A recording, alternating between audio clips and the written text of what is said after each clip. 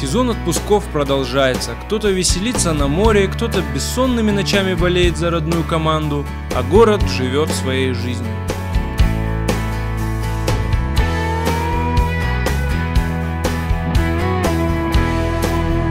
Московский цирк на воде продолжает удивлять всех зрителей своим красочным шоу.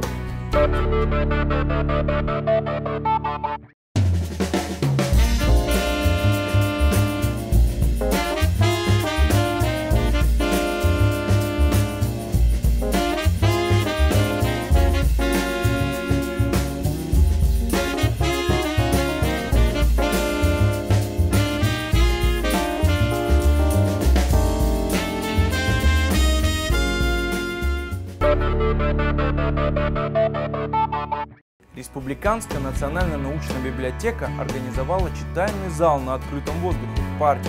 Все лето вы можете приходить и читать свои любимые книги.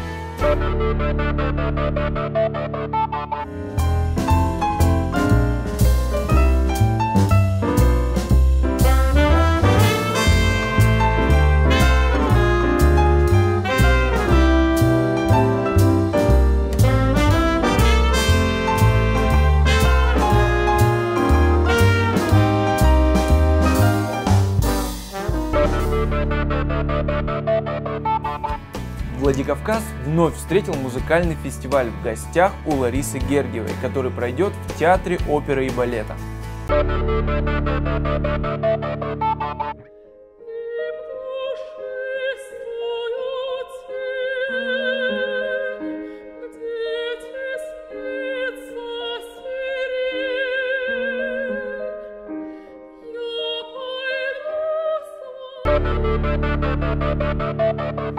Я готов поспорить, что вы не знали, что к нам прямиком из Бурятии во Владикавказ едет автопробег «Сердце России». Их маршрут – Бурятия, Крым, Москва. Они везут с собой символ единения России. Это камень из священного озера Байкал. Каждый камень обозначает один регион России. Концерт молодежного театра «Амран». Вечер пародий пройдет 19 и 20 июня.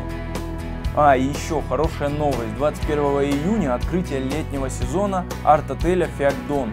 Специально приглашенные гости группа «Никита». Ну и много всяких сюрпризов.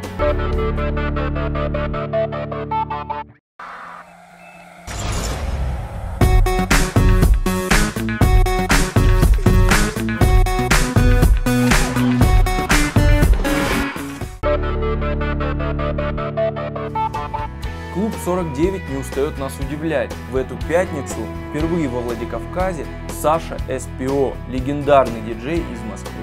Уже не первый день я сижу на хлебе и воде, чтобы побывать на конкурсе пирогов, который пройдет на Новой набережной. А сеть АТВ будет вести прямую трансляцию. Увидимся там.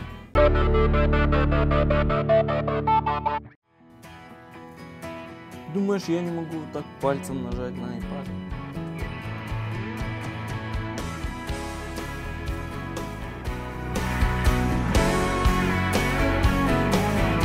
Владикавказ вновь 9-й раз встретил фестиваль. Клуб 49 не переустает.